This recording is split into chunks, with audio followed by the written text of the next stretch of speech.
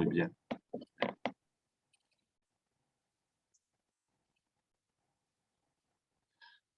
Perfecto. Voy a hacer la presentación de, bueno, la introducción del curso. Aquí está planteado para el curso de pregrado que tiene las dos variantes, tanto de estadística como de geoestadística. Como les decía, a los alumnos de posgrado, bueno, solo les interesará la primera parte de estadística. Aunque de nuevo les digo que están bienvenidos si quieren venir a las clases de geoestadística. En el curso, entonces, de pregrado es análisis estadístico y geoestadístico de datos. Tengo las láminas en inglés, les subí también en español a los alumnos de pregrado. Espero que no les moleste.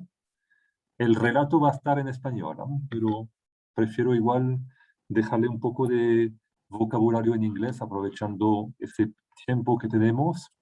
Es un curso que trata de dar conocimientos teóricos y prácticos. Hay clases de cátedra y hay laboratorios bueno, es algo un poco ambicioso, el estudio, modelamiento e interpretación de datos. Los datos, bueno, originan desde procesos de muestreo, en inglés sampling es muestreo, o desde experimentos o pruebas industriales. Son como las fuentes comunes de datos, al menos en ingeniería de minas. Uno tiene muchos procesos donde, bueno, toma muestras o hace experimentos o pruebas industriales. Ahora el curso está abierto a muchas otras disciplinas y carreras, no se preocupen, hay como un contexto minero en los ejemplos o las aplicaciones, pero lo que estudiamos se puede aplicar a muchísimas más disciplinas, porque yo creo que, bueno, hoy en día, de hecho, no sé si todas o casi todas, todas las disciplinas de ciencias e ingeniería en algún momento se enfrentan al análisis, modelamiento o interpretación de datos. Bien, hay unos términos aquí que están en una especie de jerarquía. Los primeros dos son prácticamente sinónimos, ¿eh? Una medición o un dato. Le puedo dar un poco de diferencia semántica leve. Una medición yo lo veo como el resultado de la toma de un valor desde un aparato o un dispositivo experimental sin ninguna restricción. Podría ser la toma equivocada o errónea, entonces no tiene tanta connotación. La palabra dato la podríamos reservar tal vez para mediciones que se hicieron correctamente. Tal vez sería una manera de distinguir un poco esos dos términos, pero en la práctica no hago tanta distinción, ¿no? Muchas veces yo voy a hablar de dato o tal vez de medición en forma casi sinónima. Ahora hay una tercera palabra, información, aquí, que está un poco distinta en la semántica, ¿no? Es más fuerte porque un dato, voy a darle ejemplo tal vez, cuando uno va en la industria y pregunta, por ejemplo, a geólogos, cómo hacen el modelamiento de recursos, entonces nos cuentan que tienen muestras de sondajes, tienen conocimiento experto también. Y las muestras de sondaje, cuando uno pregunta, la respuesta es: se analizan muchas cosas. Se mapea los tipos de roca, se mapean las alteraciones, las estructuras, se analizan los elementos químicos como el cobre, el oro, el molibdeno, los contaminantes, el arsénico, etc. Entonces hay un montón de datos referidos a diferentes variables o atributos. Y después hacer la pregunta, y para tu modelo de recursos, ¿qué datos usas? Ah, bueno, yo uso solo los datos de cobre, por ejemplo. Entonces, todas las mediciones, todos los datos que son de arsénico, de molibdeno, de otras variables, el mapeo de litologías, por ejemplo, a lo mejor no lo usa. Estoy exagerando un poco ese ejemplo, pero es para decirle que yo puedo tener datos, pero si no los utilizo, esos datos no son información. Entonces, la información más bien son los datos que son útiles o utilizados para después hacer los análisis. Esa información, bueno, es el nivel 3. Aquí en el nivel 4 tengo una palabra que dice conocimiento.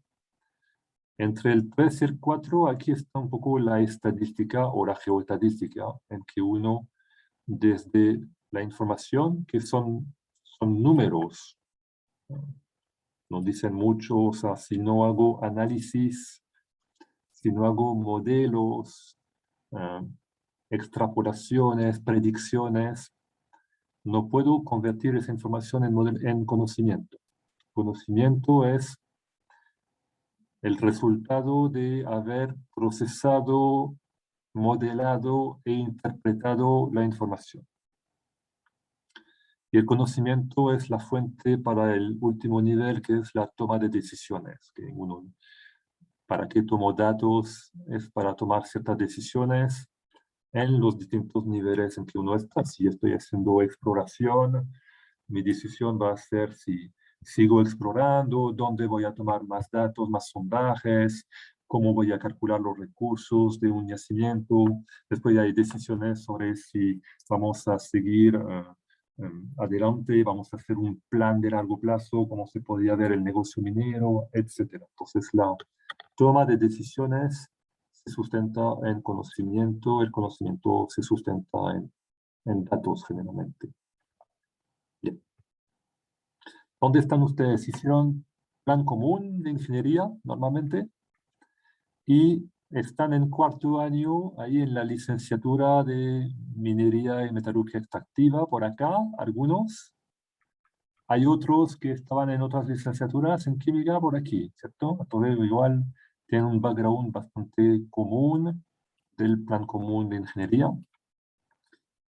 Y hay alumnos que, bueno, no sé si están en el plan de ingeniería de minas todavía, atrasados. Después de la licenciatura tienen el plan profesional. Discúlpenme por el gráfico, que es como un poco de autoderición, pero es completamente opuesto a lo que uno busca para la ingeniería de minas, una minería sustentable, ¿cierto? Magíster en minería, aquí tienen algunos alumnos, incluso tengo algunos alumnos de doctorado en ingeniería de minas, que son los alumnos de posgrado con el curso gemelo, el MI 8130. Entonces, a ustedes, alumnos de posgrado, que espero que no se parezcan todavía a ese personaje, bueno, a ustedes, no sé, les interesará la parte más de estadística y tienen un poco un modo de evaluación distinto, como les expliqué antes de empezar la grabación. El curso de análisis de datos, bueno, tiene muchísimas disciplinas relacionadas, ¿ah? Tenemos el core business, como es la estadística, que tiene relación con teoría de probabilidades. Hay temas de, bueno, procesos estocásticos, series de tiempo, cronoestadística y geoestadística, que también se ve en el programa como la segunda mitad. Geoestadística es como el análisis de datos que están en el espacio.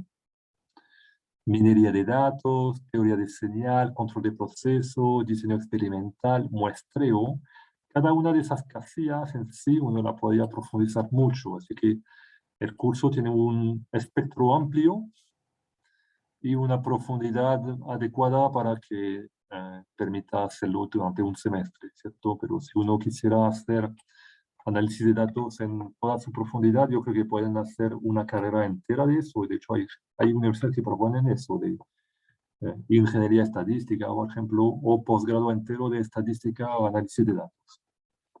Así que el curso tiene un propósito de no profundizar tanto, pero va a intentar mostrar un amplio rango de técnicas y aplicaciones.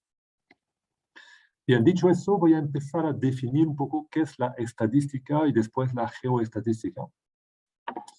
La estadística, bueno, lo veo yo como un conjunto de procedimientos, herramientas y técnicas que permiten presentar, analizar, modelar e interpretar datos. Ahí es una definición amplia que yo tomo desde la estadística descriptiva, que trata de presentar datos.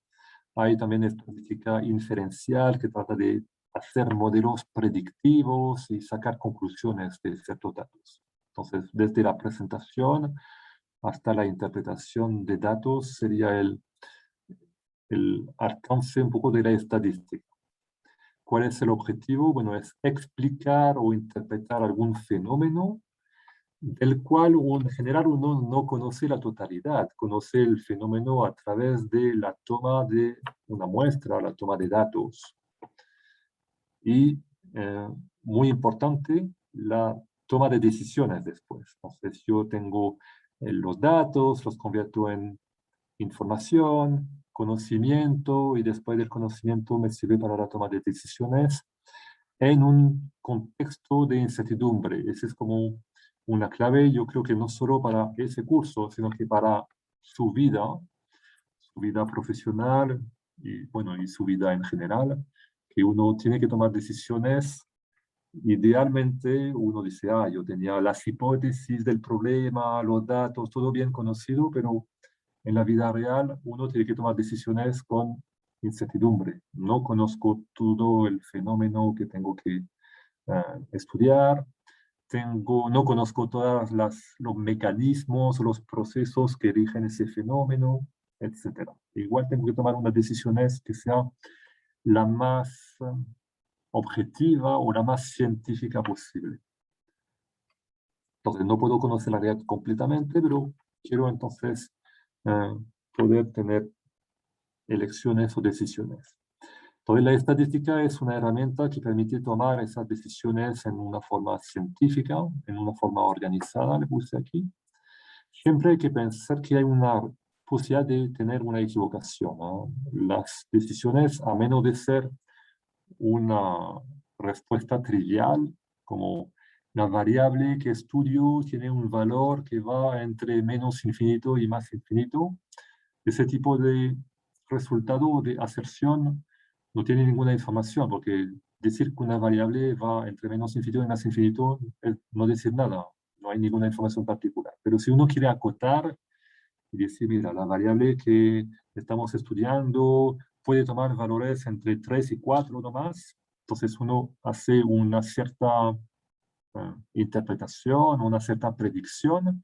Hay que pensar que a pesar de que los datos estaban plenamente de acuerdo con esa conclusión, puede ser que la realidad desconocida, que yo solo conozco una parte de la realidad, pero no el total, podría ser distinta.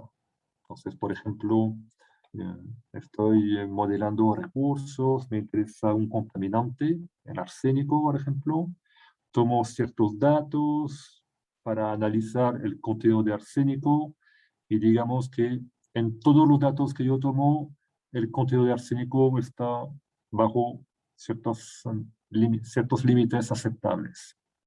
Entonces uno estadísticamente diría, ok, el arsénico está bajo control, tenemos 95% de confianza en que esté bajo el límite aceptable, pero en verdad podría darse que en un sector donde no hubo dato, el arsénico tenga un valor más alto. Entonces existe el riesgo de una equivocación.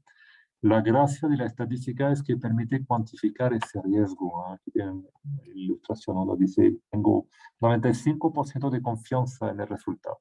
Entonces puede saber un poco cuál es el riesgo de equivocarse, siempre existirá, a menos de tener, como les decía, una aserción trivial y sin información particular. Bien, cuando uno entra en la estadística y hace doble clic, diciendo, bueno, ¿en qué consiste todas esas herramientas y métodos? Puede subdividir la estadística en dos grupos. Uno es la estadística matemática, que es la presentación de los conceptos y la teoría, digamos. Y el otro es la estadística aplicada, que tal vez sería la que más le interesa a los usuarios, a los profesionales. Y si hace doble clic sobre estadística aplicada, a su vez la puede subdividir en una parte que es la estadística descriptiva y otra la estadística inductiva o inferencial. Entonces, la estadística descriptiva toma los datos para presentarlos. Entonces uno los colecta, los presenta y los describe a través de gráficos, tablas que permiten resumir un poco las principales características o los principales elementos de información que contienen esos datos. Entonces, en la estadística descriptiva, describo datos sin siquiera decir que esos datos son una muestra de una realidad más grande. Ni siquiera está esa interpretación en esa parte de la estadística.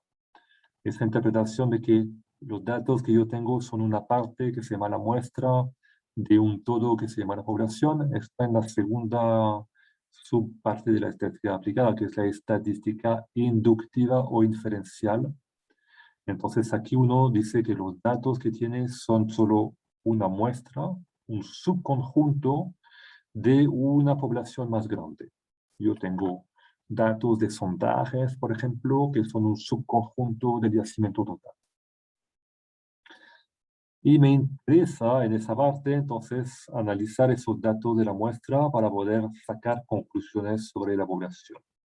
¿Qué puedo hacer? Por ejemplo, puedo estimar parámetros de la población a partir de lo que veo como de parámetros de la muestra.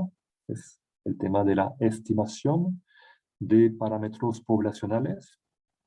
Uno puede hacer prueba de hipótesis, testeo de hipótesis, en que uno le interesa saber si alguna hipótesis, alguna pregunta que uno se hace sobre alguna variable se confirma o se rechaza.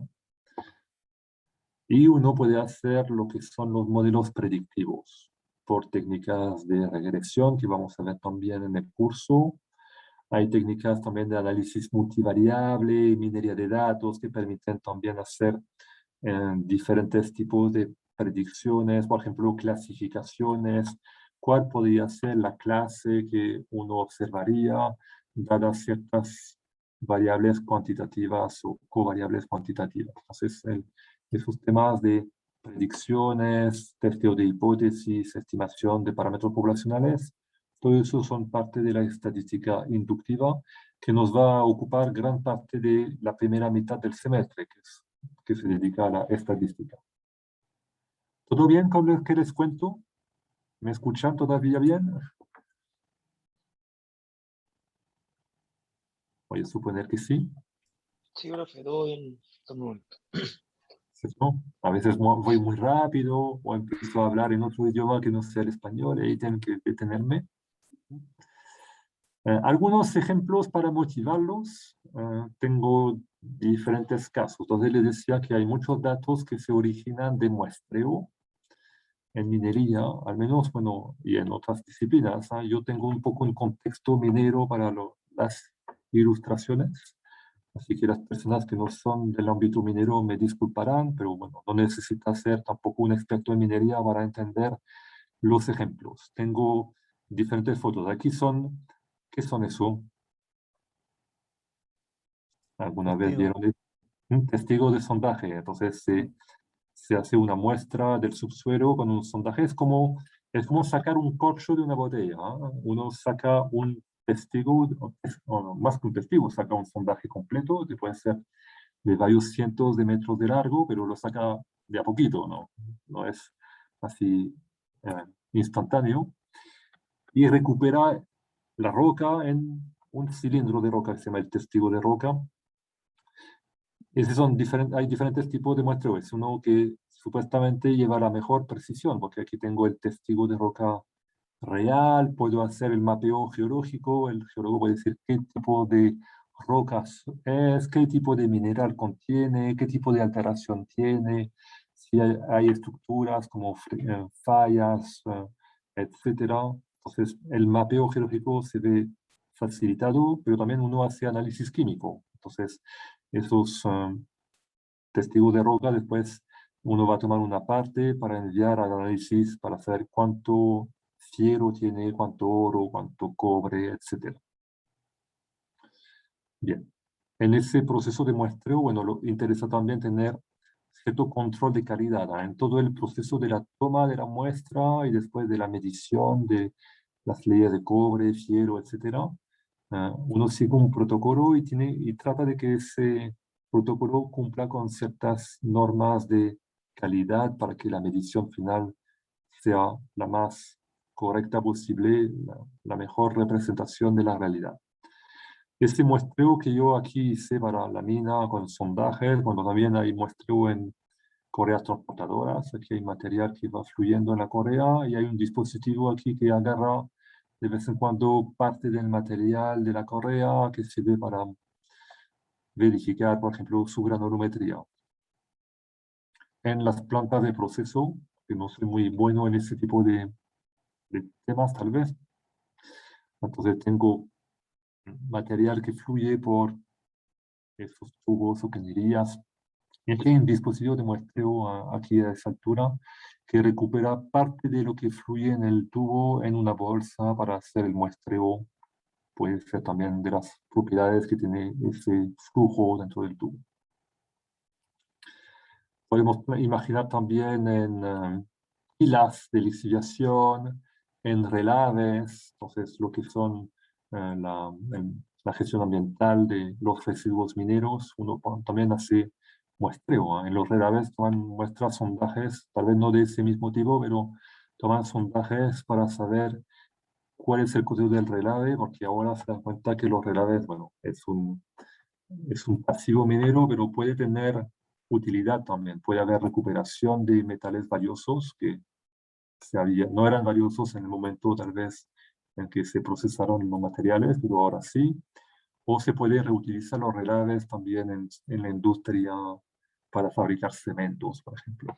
Entonces hay diferentes etapas desde la mina, la planta, las pilas, los relaves, donde hay muestras que se toman y hay también interés en que haya cierta calidad. Entonces hay un tema de control y aseguramiento de calidad donde uno recupera datos y tiene que analizarlos. Bien, otro ejemplo aquí, bueno, en la operación misma tengo, uno extrae material, puede ser en trabajo, en subterránea, y puede ser que en el día a día esté interesado también en ciertas características. Por ejemplo, el material que se extrae o que se procesa después del chancado, uno tiene que hacer control del tamaño de los fragmentos, por ejemplo, la densidad. Entonces, en el día a día de la mina también hay datos que uno colecta y analiza para asegurarse que los procesos se estén desarrollando bien. Ejemplo 3, la comparación de diferentes insumos. Ahí pienso en diferentes casos. Puede ser, aquí dice, el acero para perforar, en tema de perforación, para hacer muestreo, en explosivos para tronar, o en reactivos en plantas de flotación. Aquí tenemos imágenes de la espuma que sale ahí de la celda de flotación. Tenemos a veces la idea de comparar dos insumos. Quiero, por ejemplo, dos reactivos. Con el material que estoy procesando, tal vez cambiando algún reactivo, uno puede lograr una mejor recuperación. Entonces aquí interesa comparar cuál es el desempeño de un reactivo frente a otro. Y la idea, no sé cómo plantearían ustedes el problema. Hago el testeo y veo si un reactivo tiene mejor recuperación que otro nomás. Hay una palabra en estadística que importa en ese tipo de problemas. Quiero ver si el desempeño de un reactivo es significativamente mejor que el desempeño del otro. O sea, no basta con hacer un testeo, una muestra, una medición y ver cuál es el mejor de los dos. Uno trata de ver si esa diferencia es significativa o no, desde el punto de vista estadístico. Entonces aquí tiene un poco de la palabra, la estadística, en determinar a partir de qué tanta diferencia se vuelve significativa la diferencia entre dos insumos. Otra aplicación, todo lo que es modelamiento de datos. Tengo que modelar la dependencia entre variables, por ejemplo. Aquí es, por ejemplo, si van en la biblioteca, que debe estar cerrada, pero debe haber también versión online de la biblioteca, y uno puede encontrar infinitas tesis de grado o memoria de pregrado, donde hay modelamiento de datos. En minería no tuve que hacer mucho esfuerzo para encontrar ya diferentes ejemplos, y me imagino que en las otras disciplinas uno puede multiplicar al infinito esos ejemplos. Entonces tengo que modelar, por ejemplo, cómo es el desempeño metalúrgico del material que proceso en términos de la solubilidad, de la recuperación, el work index. ¿Qué es el work index? ¿Alguien sabe? Creo que era como asociado a la dureza del material, ¿o no? Algo así, ¿eh? Es asociado a cuánta energía Eso. necesitas para la combinación. Hay un work index de estancado, pero sobre todo hay work index de molienda. Entonces, para moler, eh, uno gasta mucha energía. Y es importante entonces saber si gasta un poco más o un poco menos. Entonces quiero relacionar esas características metalúrgicas con las características geológicas que tiene mi material. O quiero caracterizar o relacionar las características de macizo rocoso, la energía que consumo para la molienda aquí, el tiempo de residencia para tener un cierto tamaño de liberación, diferentes características, lo quiero relacionar o lo quiero utilizar para optimizar las mezclas de minerales y la estrategia de extracción. O quiero relacionar aquí, ejemplo 3, cómo es la productividad minera en función de diferentes variables operacionales. Aquí en mi programa de que saqué de ese ejemplo en que el número de camiones era como el que tenía mayor significancia, y después estaba el tamaño de la pala, será esto, y después la posición del banco, etcétera. Diferentes variables que me permiten explicar otras. Y la idea de este análisis era tratar de mejorar los planes mineros y adherir al plan de producción, o sea, cumplir las promesas de producción, por ejemplo. Entonces, 3 ejemplos entre millones que podían encontrar, donde interesa modelar dependencia entre variables. Tengo más ejemplos de análisis de datos que van complicándose un poco más. El diseño de experimentos o pruebas y la interpretación de los resultados. Entonces, uno aquí se enfrenta a problemas complejos. En minería, por ejemplo, si piensan en lo que es la perforación, la tronadura, el acondicionamiento de macizo rocoso, el flujo gravitacional. No sé si saben qué es eso, el flujo gravitacional, que es minería subterránea por hundimiento. Entonces, uno hace que el material vaya derrumbándose por el efecto de la gravitación, de la gravedad, y así recupera una minería más masiva, pero bien complicado saber cómo se mueve el material en ese flujo gravitacional, ¿sí? No es solamente un movimiento vertical. O temas de automatización de cargadores frontales y tal vez un largo, etcétera también. Entonces, todos esos fenómenos son muy complejos. Uno los entiende científicamente en parte, y para mejorar el entendimiento de esos fenómenos, generalmente uno tiene que hacer pruebas experimentales. Tiene que hacer sí, pruebas o, ¿cómo se llama ese? Pruebas o testeos. ¿Sí? ¿Cuál es la dificultad aquí? Es que uno no solo recibe los datos de la prueba, sino que tiene que conceptualizar la prueba. En ese tipo de diseño de prueba y experimentos, hay una parte de conceptualización de la prueba. ¿Cómo voy a hacer la prueba? ¿Qué voy a medir? ¿Qué variables se miden? ¿Cuántas veces se miden? ¿Cómo se miden? ¿En qué orden se miden?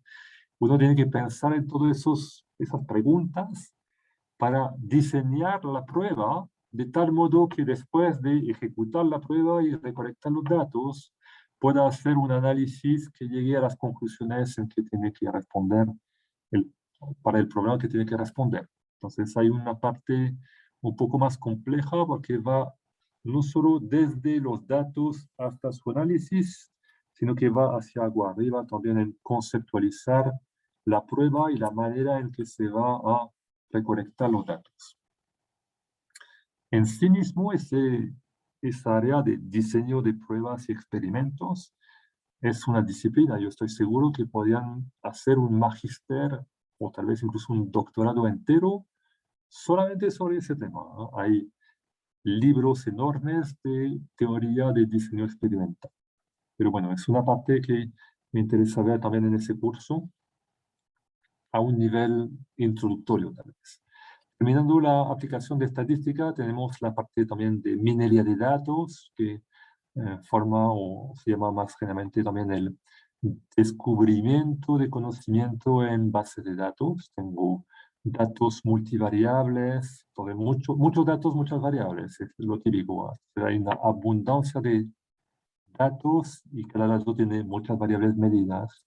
Y el problema a veces aquí es la cantidad de datos, son muchos, son millones o centenares de millones, podríamos pensar, no sé, mis datos son toda la información que está en la web. Sería un, un montón de datos. Y a partir de ese montón de datos, yo quiero sacar conclusiones interesantes, quiero poder descubrir patrones, quiero poder descubrir relaciones entre datos o entre variables o asociaciones de datos con variables. Entonces, uno cuando tiene una enorme cantidad de datos y variables, no siempre es fácil responder esas preguntas sin tener acceso a ciertas técnicas masivas que se llaman de minería de datos, que combinan la estadística con técnicas que son de aprendizaje, ¿cómo se llama ese? Aprendizaje automático, machine learning en inglés, o inteligencia artificial.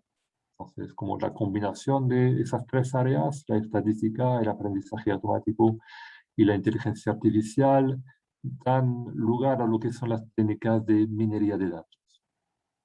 Y lo último aquí que menciono como ejemplo de aplicación, el back analysis, en español sería el análisis inverso o retrospectivo, a veces dicen, que uno trata de ver cuáles son las condiciones y los datos que había en el momento en que se produjo un cierto evento, un cierto resultado conocido.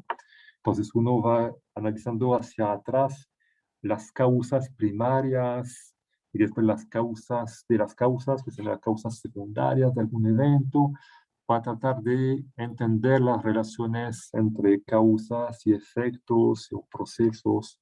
Eso se llama como el back analysis. Entiendo que se usa en, por ejemplo, diseño minero o en geomecánica, ese tipo de cosas. Bien, la parte de geoestadística, segunda mitad del curso para los alumnos de pregrado. Los alumnos de posgrado, si quieren venir en esa segunda mitad, pueden asistir también. La geoestadística es algo, no sé si podríamos verlo como un subconjunto de la estadística, que se llama la estadística espacial. Entonces son herramientas y métodos que van a analizar datos, pero los datos tienen que estar distribuidos en un espacio. Generalmente estamos hablando del espacio geográfico. Tengo datos que están en el espacio geográfico con coordenadas este, norte, tal vez en 3D con la elevación. Pueden ser también datos en el tiempo. Tengo un espacio de una dimensión. Puede ser el espacio-tiempo de, entonces, este, norte, elevación, tiempo, 4 coordenadas tal vez. Puede ser a veces la esfera, no es solo el espacio euclidiano, puede ser la esfera. Tengo datos sobre la Tierra, datos de, no sé, climáticos, por ejemplo, datos oceanográficos, y aquí está en una escala más global sobre la Tierra, y el espacio ya tiene la circunferencia de la Tierra. Puede ser espacio, esfera, tiempo, entonces en la Tierra, pero evolucionando en el tiempo, etc. Entonces tengo datos georreferenciados, podríamos decir, que tienen coordenadas en un espacio, generalmente el espacio geográfico, pero tal vez espacios más complejos. Esos datos, bueno, se relacionan a las variables. Las variables que uno mide se llaman variables regionalizadas. Ese es como lo que estudia la geoestadística, variables distribuidas en una región del espacio. Y como en la estadística no conocemos en general completamente la variable, la conocemos solamente a través de una muestra. Yo tomé algunos datos y en esos datos pude medir las variables de interés, pero hay ciertos espacios entre dato y dato y tengo desconocimiento del valor de mis variables entre datos distintos. Entonces, las aplicaciones de la geoestatística, bueno, cada vez que hay datos regionalizados, lo podríamos aplicar prácticamente. Las primeras aplicaciones fueron la evaluación de recursos minerales. De hecho, la geoestatística nació al amparo de problemas mineros, que era la evaluación de recursos, y hoy en día todavía se está usando para evaluar los recursos en los yacimientos. Pero bueno, evolucionó a diferentes áreas, no puede ser recursos no solo minerales, sino que también petrolíferos, gasíferos, forestales, pesqueros. Y uno puede también analizar datos en el espacio en campo de demografía, epidemiología, climatología, ciencia del suelo, ciencias ambientales, etc. Le voy a mostrar algunos ejemplos a continuación para que puedan un poco figurarse cuál es la problemática. Las soluciones es lo que vamos a ver en el transcurso del semestre. El primer ejemplo, datos de ciencia de suelo o datos de agricultura. Estos son datos de agricultura. Tengo una parcela que mide 350 metros más o menos en cada eje, y cada 25 metros aprox se tomó una muestra de suelo. Entonces está en 2D el ejemplo. Hay una muestra superficial del suelo donde se midió el pH de la muestra. Hay todo un protocolo para medir el pH que tiene la muestra de suelo. Y ahí tienen el color de cada muestra que indica el pH en esa escala. Entonces el azul son valores bajos y los tonos cálidos aquí rojos son valores más altos.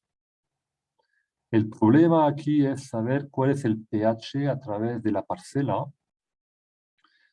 porque el agricultor quiere cultivar, y el cultivo, que en este ejemplo era la caña de azúcar, es un ejemplo tropical, necesita que el pH no sea demasiado bajo. Si el pH es muy bajo, es una tierra ácida y eso disminuye el rendimiento en caña de azúcar. Entonces, por ejemplo, hay sectores por aquí donde se ve pHs más bajos, pero a uno le interesa interpolar un poco esos datos para tener un modelo predictivo del pH en toda la parcela. Y con ese modelo predictivo, la toma de decisión va a ser si hago un tratamiento por, ¿cómo se llama? Lime es la cal, abonar de cal para que el pH ácido sea aumentado a un pH más neutral o más básico. Bien, primer ejemplo. Entonces, ese pH, pero en agricultura pueden tener la concentración de nutrientes, la salinidad del suelo, la capacidad de intercambio catiónico, la conductividad eléctrica, etc. Hay muchas variables que podrían tener interés de modelar en el suelo. Bien. Ejemplo 2, son ejemplos que me tocó analizar. Esos son datos que me tocaron analizar durante mi pregrado. Eso fue hace ciertos años atrás. Esos son otros datos que me dieron cuando yo estaba ya en la universidad, ¿no? Me dieron esos datos, no quiero decirles el año o lo tratarán de adivinar. Fue en el milenio pasado que me dieron esos datos. Son datos forestales de la región de Arauco. Entonces, una persona en el terreno midió aquí el número de árboles. También midió el diámetro, la altura. Entonces, la idea era hacer la evaluación del recurso forestal. Entonces, el número de árboles que está la muestra tiene una superficie de 500 metros cuadrados. Una persona se plantea en un punto y imaginariamente como dibuja una circunferencia en torno a ese punto de observación para hacer el conteo de los árboles.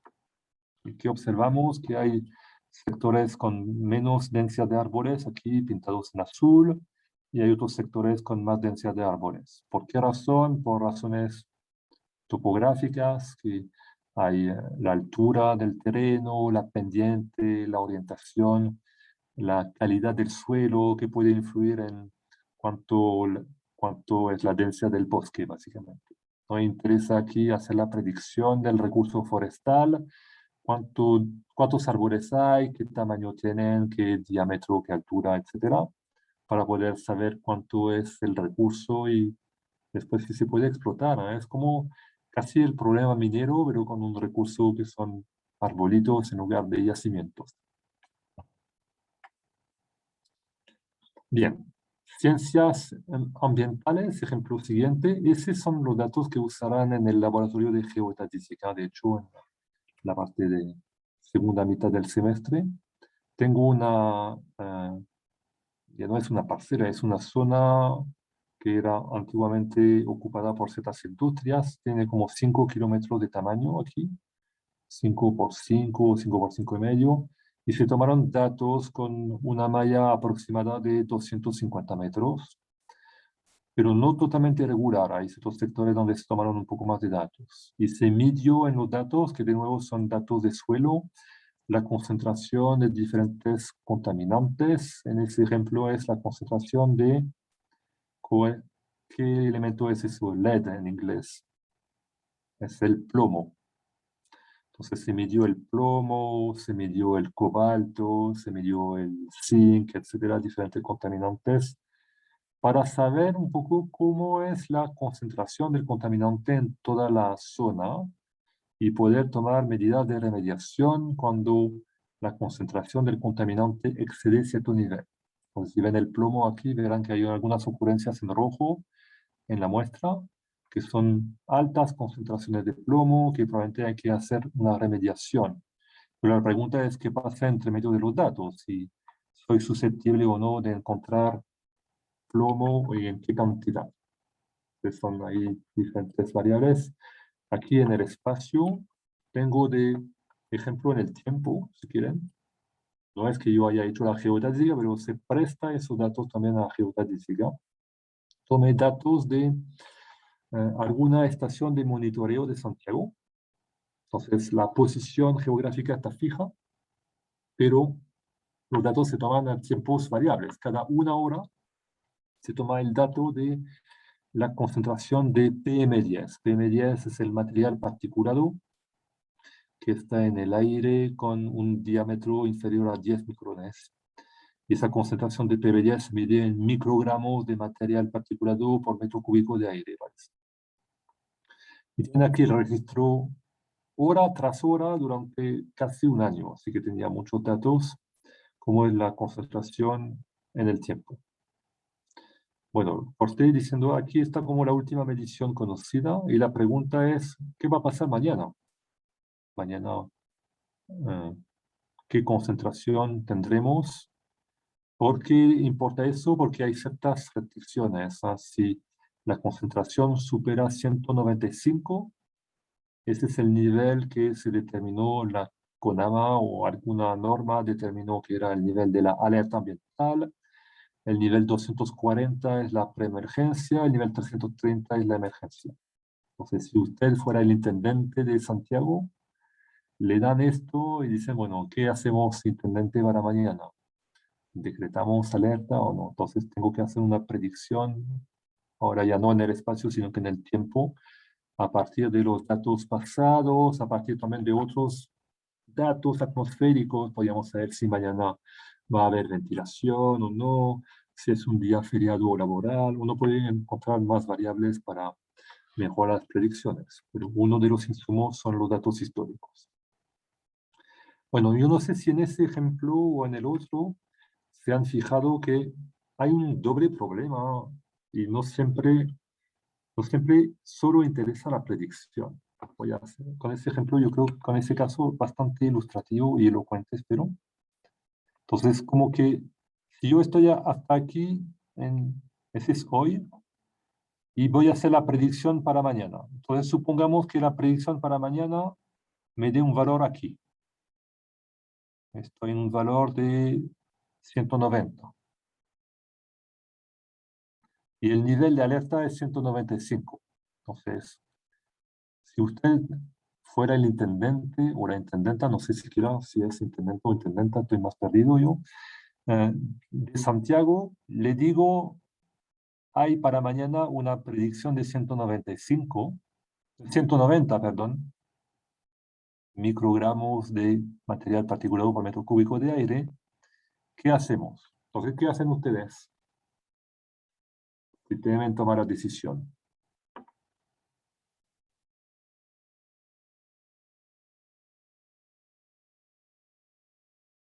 ¿Alguien se atreve?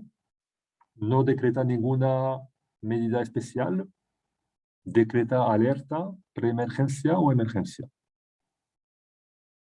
Bueno, la emergencia no la puse aquí, está en un nivel de 330, está fuera del gráfico. Entonces la predicción dice 190, podrían decir está bajo el nivel de alerta, no hago nada. ¿Esto está bien o no?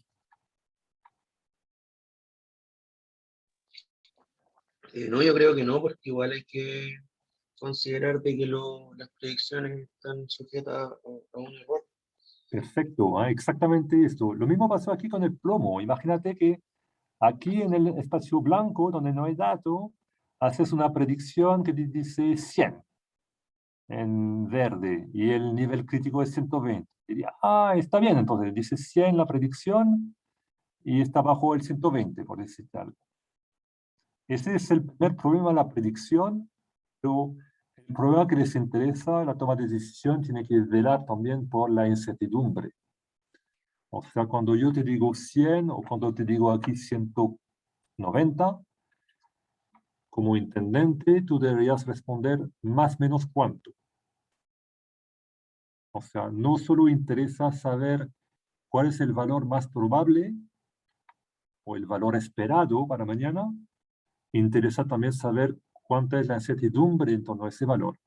¿Entienden el problema? Es como, hay un doble problema que interviene un poco en todos los anteriores. Es ese mismo aquí se nota mucho más por la consecuencia y uno lo materializa mucho mejor, ese problema de cuantificar incertidumbre. Entonces, si yo te digo 190 más menos 2, voy a decir, bueno, entonces traemos bajo 195, no hay alerta. Pero si yo te digo 190 más menos 80, aquí dices, bueno, entonces está entre 110 y 270. Podría decretar una alerta preventiva, ¿me entiendes? Por el riesgo. Tal vez el más probable es que no alcance la alerta, pero hay un riesgo de que sí lo alcance y entonces tal vez la toma de decisión toma en cuenta ese riesgo. ¿Entendieron el problema? Lo mismo pasa con el plomo aquí en el espacio. Entonces la geoestatística puede ayudar en ese, no solo el problema de saber cuánto hay o cuánto habrá, sino que más o menos cuánto. Predicción, incertidumbre. Bien. Otro ejemplo de aplicación geoestadística es la parte minera, desde geología hasta metalurgia, porque puedo estudiar variables geológicas como el tipo de roca, el tipo de mineral, el tipo de alteración, las leyes químicas de cobre, de fierro, de arsénico. Pueden haber variables más mineras o más geotécnicas, puede haber también. Quiero saber sobre la fragmentación, quiero saber la dureza, quiero saber si el fracturamiento, la fragilidad, qué sé yo, ese tipo de variables.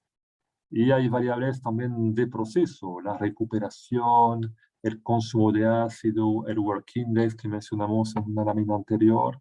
Entonces, un montón de variables que pueden caracterizar el yacimiento.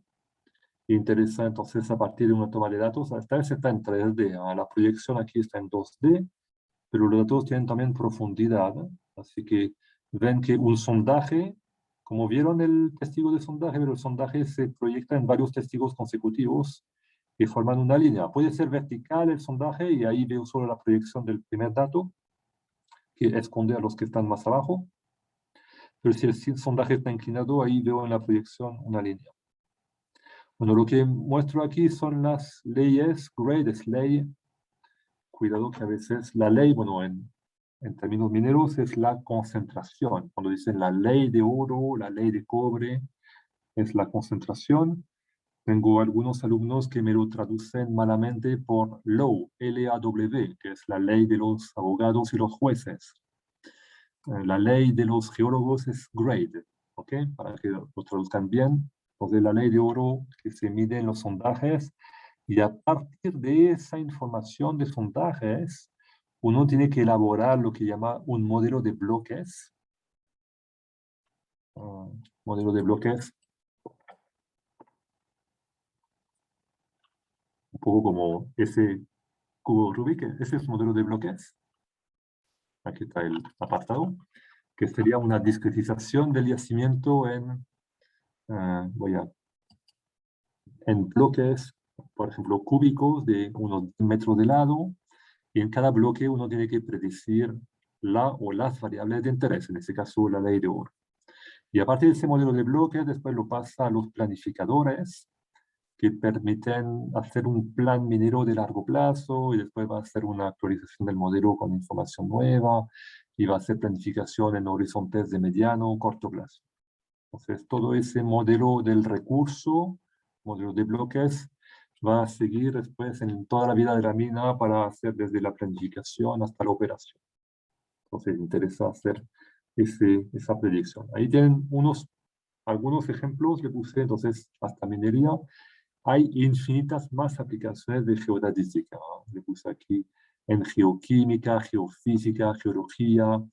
En lugar de minería para yacimientos, pues energía de petróleo para reservorios, hidrogeología para caracterizar acuíferos, análisis de riesgo natural, oceanografía, ver la salinidad del agua oceánica, climatología, pesca. Aquí es un recurso que se mueve en el tiempo, pero uno quiere saber cuánto recurso pesquero hay de cierta especie, ecología.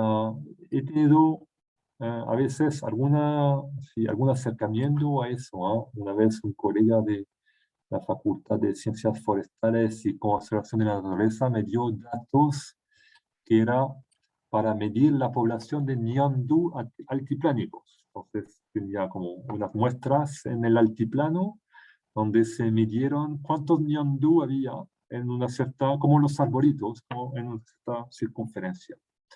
Había como 100 datos, 80 de los cuales eran cero, no había ningún ñandú. La pregunta era, ¿cuál es la población de ñandú en el altiplano? Ese tipo de cosas.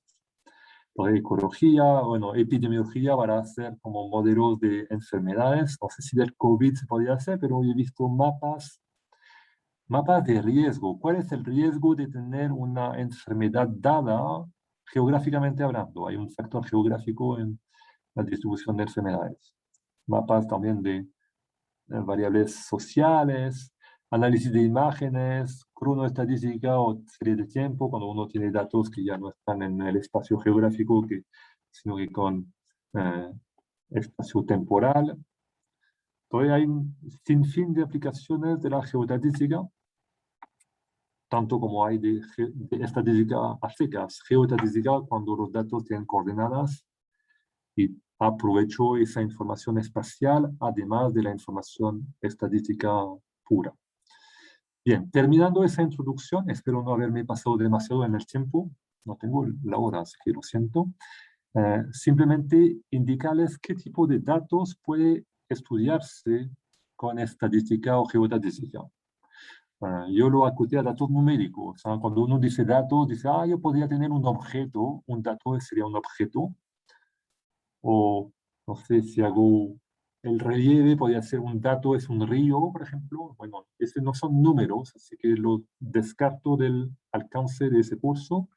Los datos tienen que ser números que pueden referirse a variables cuantitativas, que esas pueden ser doble clic en ese tipo de variable, pueden ser continuas o discretas. Continuas cuando toman valores en un intervalo continuo, por ejemplo, la ley de cobre puede variar desde 0 hasta tal vez 100%, con valores decimales incluidos. Se pueden ordenar. La ley de cobre de 2% es mayor que 1,5%. Entonces es una variable continua porque tiene valores en un intervalo continuo y es cuantitativa ordenable. Hay variables que son casi lo mismo, pero los valores ya no son en un espacio continuo, son en un espacio entero, típicamente discreto. Variables de conteo. ¿Cuántos árboles hay? 0, 1, 2, 3, pero no hay 1,3 árboles, ¿cierto? Entonces, números enteros, pero todavía ordenable. Si hay 4 árboles, es mayor que si hay 3. Esas son variables cuantitativas. Puede ser también, a veces, clases, variables discretizadas. Los geólogos les gusta eso.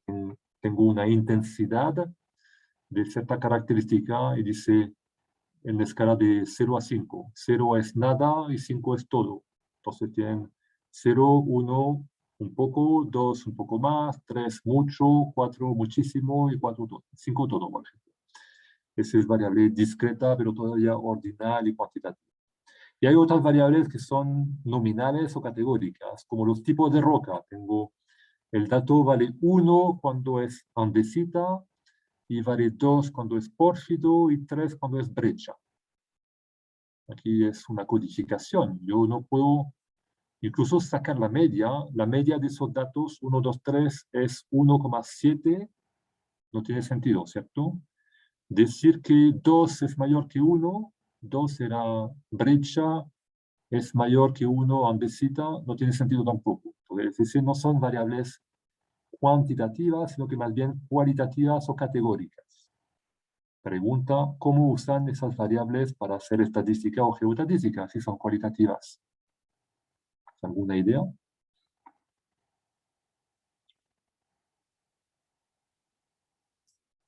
Supongo que para decir por sectores o algo así, Sí, es por una locación. alternativa.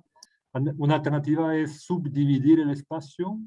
Entonces tengo 3 rocas en mi yacimiento, voy a dividirlo como si fueran 3 yacimientos. Tengo una zona que es andesita, una zona que es brecha y una zona que era, no me acuerdo mi ejemplo, pórfido.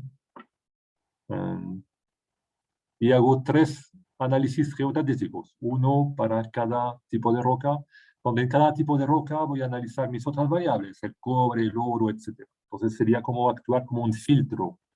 Voy a filtrar mis datos por una categoría y hacer el análisis dentro de una categoría dada. Y la otra alternativa es recodificar esos datos categóricos en datos binarios. Entonces pongo 1 cuando es andesita y 0 cuando no es andesita. Ese es una recodificación de la variable en solo 2 números, 1 o 0. Ese 1, 0 es una variable que se llama un indicador, tiene ciertas propiedades, pero una que me interesa o que me llama la atención es que es nominal. 1 es andesita y 0 es no andesita, pero al mismo tiempo es ordinal. 1 es 100% andesita y 0 es 0% andesita. Entonces, esa variable binaria la pueden tratar como si fuera discreta cuantitativa. Si la media de los 0 y 1 es 0,3, significa que 30% de los datos son andesita. Entonces, esa variable recodificada en 1 o 0 se puede usar como variable cuantitativa y hacer estadística o geoestadística. Me pueden decir, pero habían 3 rocas y con el 1, 0 solo me quedan 2. Pero puedo generar otra variable binaria, 1 cuando es pórfido y 0 cuando no es. 1 cuando es brecha y 0 cuando no es. Así que puedo recodificar una misma variable categórica en varias variables binarias y cada variable binaria la puedo incorporar en el estudio estadístico o geoestadístico como si fuera variable cuantitativa. Ahí está como otra manera de usar esa información. Y en geoestadística, bueno, necesitan tener coordenadas a sus datos, si no, no lo pueden hacer geoestadística. El contenido del curso tiene 9 lecciones de estadística, es como 60% del curso aquí, ¿ya? Desde los fundamentos que empezaremos a ver el jueves hasta análisis multivariable. Y hay una parte de geoestadística que es opcional para los alumnos de posgrado, pero que es obligatoria para los de pregrado, que va desde los fundamentos hasta la interpolación de datos. Bien, tienen para pregrado una nota que va a ser la nota media de 2 proyectos, uno de estadística, uno de geoestadística. En el proyecto de geoestadística le voy a pedir que hagan, además del informe escrito, una presentación oral también. Eso es como importante, yo creo, yo puedo verificar que conocen bien o manejan bien los temas de geoestadística, en este caso del proyecto 2. Entonces, la presentación más el reporte darán el proyecto 2, el reporte del proyecto 1, eso se promedia para hacer la nota final. En los alumnos de posgrado hay otra fórmula que está explicada en lo que les subí en los cursos. Bien, ahí termino, voy a cortar la grabación.